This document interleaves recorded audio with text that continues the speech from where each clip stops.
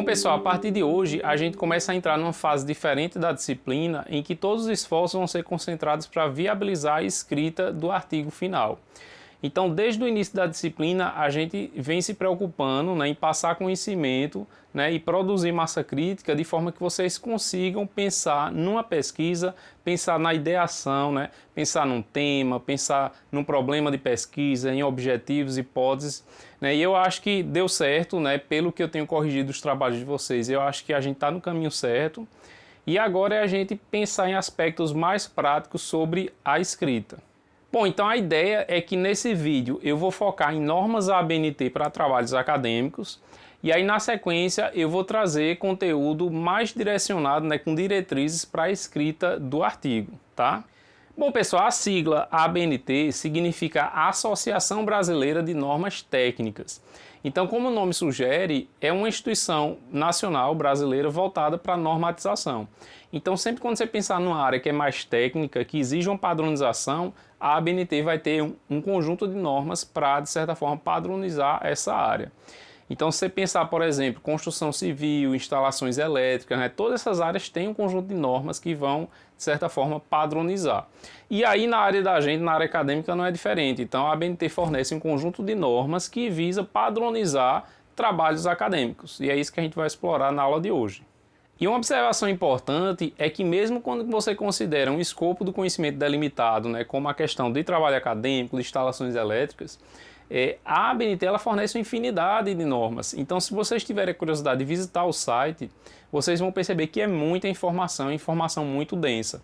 Então, a aula de hoje, de certa forma, esse vídeo, ele visa direcionar vocês dentro dessas normas para vocês não ficarem perdidos. Então, o objetivo do vídeo não é explorar no detalhe algumas normas. Por quê? Porque tem muita informação factual, informação de referência. Então, assim, não compensa eu ficar aqui falando para vocês que a fonte de uma determinada seção do documento tem que ser fonte 12, porque isso já vai estar lá escrito, tá? O objetivo é a gente meio que direcionar vocês, para vocês saberem quais normas existem, onde buscar informação e discutir os aspectos que sejam mais polêmicos, tá? Bom, se a gente fosse fazer um resumão das normas que interessam o pesquisador que quer produzir um trabalho acadêmico, a gente poderia colocar o seguinte: os princípios gerais, que vão falar os tipos de trabalhos acadêmicos, cada um qual é o objetivo e assim por diante, seria a NBR 14724. Tá?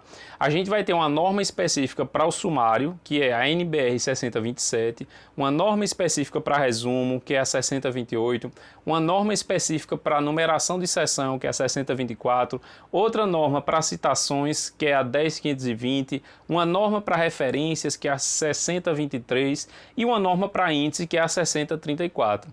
Então, como eu disse, a gente vai tentar direcionar e aí eu vou entrar em alguns aspectos que são importantes vocês conhecerem sobre cada uma dessas normas, tá? Bom, no caso da NBR 14724, ela especifica os princípios gerais para a elaboração de trabalhos acadêmicos visando sua apresentação a uma banca examinadora. Então, quando a gente pensa nesse tipo de trabalho que vai ser apresentado perante banca, a gente está pensando em TCC, dissertação, tese. Então, assim, todo trabalho ele vai ser realizado com o apoio de um orientador, mas no final uma banca examinadora vai revisar esse trabalho. Então, assim, uma questão importante é que, assim, eu estou apresentando a ABNT da forma como a gente conhece ela hoje, mas se vocês forem defender TCC daqui a 1 ano, 2 anos, é importante vocês revisitarem essas normas. Por quê? Porque, vez ou outra, a ABNT modifica alguns aspectos das normas, Então, vocês têm que estar preocupados, de certa forma, com essa questão de atualização das normas. Mas, assim, o lado positivo é, como eu já falei, quando vocês chegarem lá, tiver nessa etapa de produção de material científico, seja o trabalho monográfico do final do curso, ou seja um artigo, sempre vai ter aquele conceito do modelo ou do template, tá? Mas só para vocês estarem antenados, quando chegar lá na frente e dizer, o professor Danilo falou assim e eu vi agora que é assado, porque muitas vezes ocorrem atualizações, tá? Bom, eu achei importante destacar aqui o que é que a gente espera em cada um desses níveis de trabalho monográficos. Então, para o caso do TCC, a gente diz que ele representa o resultado de um estudo, deve expressar o conhecimento do assunto escolhido que deve obrigatoriamente ser emanado no curso. Então, como eu já falei em algumas aulas, vocês vão cursar várias disciplinas no curso de graduação e sempre vai existir um conjunto de disciplinas que chama mais a atenção. E aí o TCC é uma oportunidade interessante de vocês estudarem esses conhecimentos com um nível de profundidade maior num projeto científico e produzirem, né, uma monografia no final que reflita esse estudo, tá? No caso de dissertação, a gente pode dizer que representa o resultado de um trabalho experimental ou exposição de um estudo científico de tema único e bem delimitado, com o objetivo de reunir, analisar e interpretar informações. A dissertação deve evidenciar o conhecimento da literatura existente sobre o assunto e a capacidade de sistematização do candidato. No caso da tese, ela deve ser elaborada com base em uma investigação original, constituindo-se de real contribuição para a especialidade em questão. Então a gente percebe que sempre vai existir um grau de exigência maior quando a gente sai de um nível de trabalho monográfico para o seguinte. Então quando a gente chega no nível de doutorado, no caso da tese de doutorado, a gente já tem essa exigência, né, de um trabalho original e que avança no estado da arte, ou seja, que realmente produz um conhecimento novo e inédito, tá? Bom, voltando a atenção agora para a estrutura de um trabalho acadêmico, se a gente for pensar numa visão macro, né, uma visão bem geral de um trabalho acadêmico, ou seja, a visão geral do texto, a gente pode dividir o trabalho em três partes principais: nos elementos pré-textuais, nos elementos textuais e nos elementos pós-textuais. A ideia é que o conteúdo principal e os aspectos centrais do trabalho acadêmico, eles vão estar inseridos nos elementos textuais. Mas quando você pensa num documento cada vez mais complexo, como é um trabalho monográfico de TCC, mestrado, doutorado, a ideia é que os elementos pré-textuais e pós-textuais, eles entram para dar uma organização no documento e auxiliar a leitura e a fluidez do texto, tá? Então entram como elementos acessórios. Bom, o primeiro elemento textual é a capa. A capa tem como informação de costume o nome da instituição, nome do autor, título, subtítulo, como opcional se existir, número do volume, no caso de existirem vários volumes, isso para a área da gente não é comum, o local ou a cidade da instituição, no caso da gente seria Recife, e o ano de entrega do trabalho. No caso da folha de rosto, a gente espera o nome do autor, título, subtítulo, a natureza com objetivo, então seria assim, no caso de vocês terminando a graduação, seria natureza TCC e o objetivo seria a obtenção do grau de bacharel, no caso de ciência da computação, ou de licenciatura em computação. Nome da instituição, no caso o FRPE, área de concentração, a gente viu aquela tabela lá, né, da área de conhecimento que eu mostrei para vocês, o nome do orientador e co-orientador se existir, local, que seria Recife, o ano de entrega, e no verso vocês vão incluir a ficha catalográfica. Essa ficha catalográfica, quem elabora é o profissional da biblioteca. Então, quando vocês terminam o processo de defender o TCC ou um mestrado que seja, vocês levam o trabalho na biblioteca e, com base no trabalho, o profissional da biblioteca, eles produzem essa ficha, porque existe um código específico que quem trabalha na biblioteca é que sabe gerar, e aí essa ficha, ela completa na íntegra, ela vai ser fornecida para vocês, tá? No caso da folha de aprovação, ela vai ter o nome do autor, título, subtítulo, natureza, nome da instituição, data de aprovação e dados sobre os professores que participaram da banca. Nome, assinatura, instituição, titulação. Então, essa folha de aprovação, ela não é gerada por vocês quando vocês estão escrevendo o TCC, escrevendo dissertação. Ela é criada depois da defesa, porque precisa da assinatura dos professores que assistiram à apresentação de vocês e participaram da banca, tá? Bom, e aí depois da folha de aprovação, que é obrigatória, a gente segue com alguns elementos pré-textuais que são opcionais, como a errata, a dedicatória, agradecimentos e epígrafe. Então todos esses são opcionais, depois vocês podem ler com calma, é como eu disse, tem informações que são factuais, então assim, não compensa a gente discutir em tanto detalhe. E aí a gente segue com alguns elementos que novamente são obrigatórios, que são os resumos. Então assim, é comum a gente colocar no trabalho monográfico um resumo na sua própria língua, no caso da gente o português, e um resumo em língua estrangeira. Aí dependendo da área, essa língua estrangeira pode ser o inglês, no caso da gente é o mais comum. Em algumas áreas adotam outro idioma, como o espanhol, o francês. Então assim, se você pensar na área de letras, pode ter alguém que vai fazer um trabalho, né, que puxa mais para um idioma, e aí o trabalho em língua estrangeira não é o inglês. No caso da área de computação, o mais comum seria o inglês. E aí tem normas específicas para a elaboração do resumo que a gente vai ver um pouco mais na frente, tá?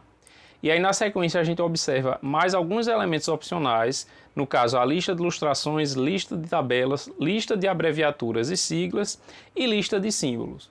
Então, assim, essas listas são listas mais especializadas por tipo de elemento, né? Então, elas se assemelham um pouco ao sumário, mas elas focam num tipo de elemento específico. Então, isso vai depender um pouco da complexidade do documento.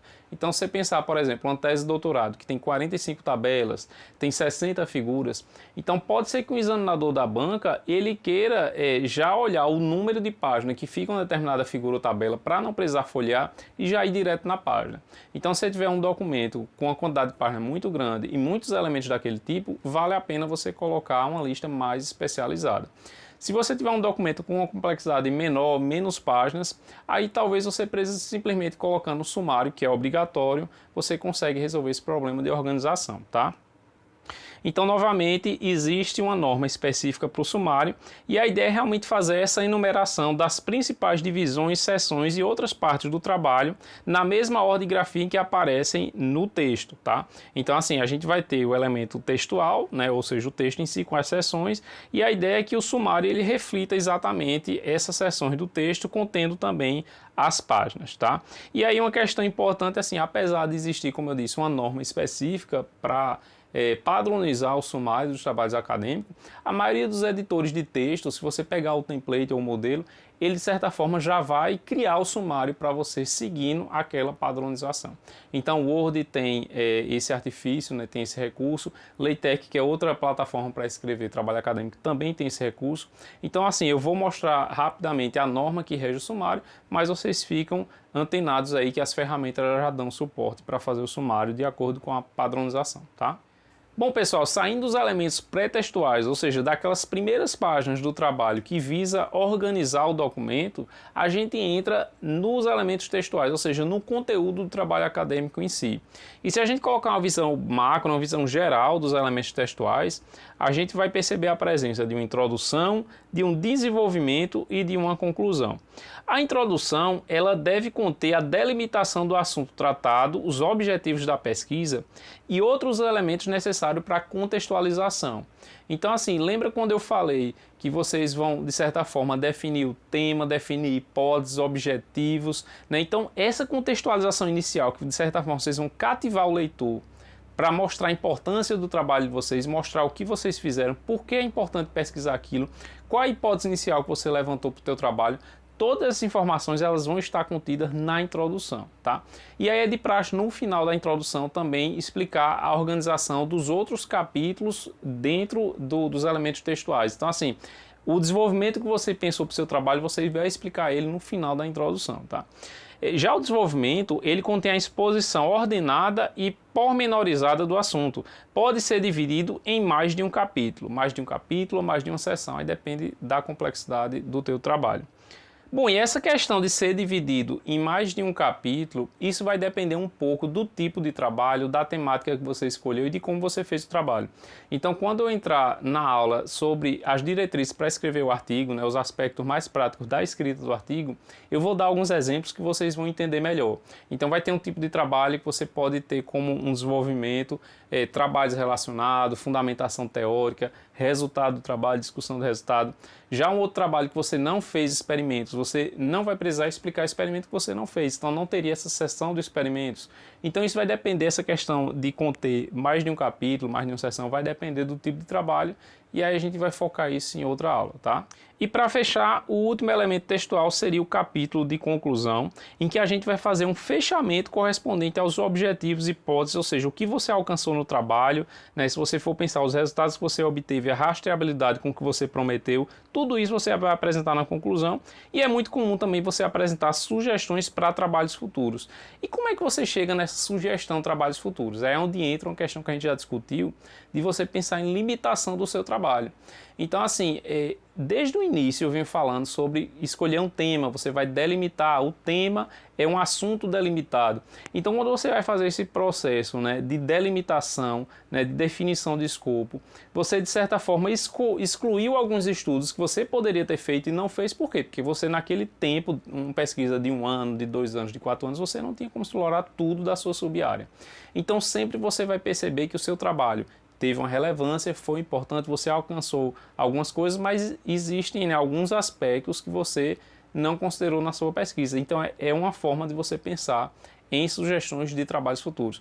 Então, assim, um trabalho que você apresenta uma conclusão, que foi onde você chegou, mas não apresenta essa sugestão de trabalho futuro, um examinador externo, o recado que você passa para ele é que ou você não tem a criatividade para pensar o que é que pode ser explorado, ou sua área que você estudou não é interessante, porque ninguém vai continuar a sua pesquisa, não vai usar o que você obteve para fazer uma continuação daquele estudo. Então é sempre importante pensar com calma qual é a limitação do seu estudo, o que é que você deixou de explorar, e aí colocar isso lá no final, no capítulo de conclusão, como uma subseção de trabalhos futuros. Tá?